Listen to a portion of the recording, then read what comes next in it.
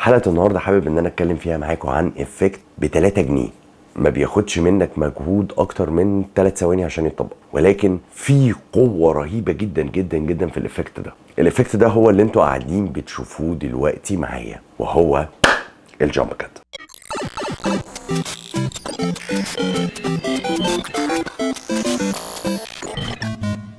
اهلا بيكم في حلقه جديده من برنامج مش توتوريال. زي ما تعودنا في برنامج مش توتوريال ان احنا دايما بنتكلم على التكس والتريكس بتاعه المونتاج، واللي لسه بيتفرج عليا لاول مره فانا اسمي مصطفى صلاح، بشتغل اصلا فيلم اديتور وبحب صناعه المحتوى جدا، وبالتالي لو انت بتحب المونتاج والتكس اند تريكس وحاجات كده بيهايند ذا سينز اعتقد انت في المكان الصح. في البدايه كده تعالى نفهم ايه موضوع الجامب كات ده. الجامب كات ده حته افكت عجيب جدا، وهو عباره عن ان انت بتخلي الحاجات تجامب قدامك تتنطط، ولكن في رسائل مرعبه ورا الجامب كات.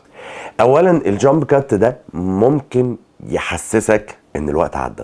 كمان ممكن تستخدمه في الحاجات الكوميديه، لو معاك مثلا كاركتر انت عايز تبين ان هو مجنون او سايكوباتي او الوقت بيعدي عليه او حاجه معينه، ممكن تجيبه مره واقف قاعد نايم واقف قاعد نايم. ده اوبشن وده استخدام.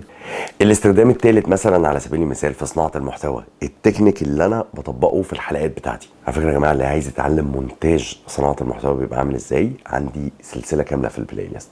المهم يا سيدي العزيز ان تكنيك الجامب كات ده هو ان انت بتحاول تمسك الغلطات اللي موجوده عندك على التايم لاين وتدخل تقطعها وتنظفها وتشيل كل الجابس وتلزق الكلام في بعضه، وده بيدي انطباع للي بيتفرج قدامك على مدى الثقة في كل الكلام اللي انت بتقوله. لان مثلا على سبيل المثال لو هلعب الجزء الجاي ده من غير مونتاج وقعدت تسمعني وانا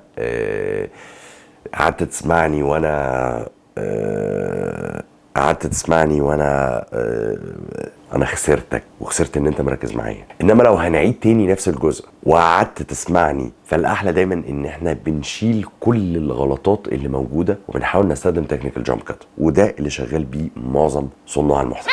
كمان من الحاجات الحلوه جدا ان الجامب كات بتاعك بيكون حلو لو انت هتلعبه على حته مزيكا. فلو كوميدي ولعبت جامب كات سيكونس كوميدي مع المزيكا بيبقى شكله حلو قوي. فهمنا الجامب كات؟ ندخل الى الاجمل، الجامب سكيل.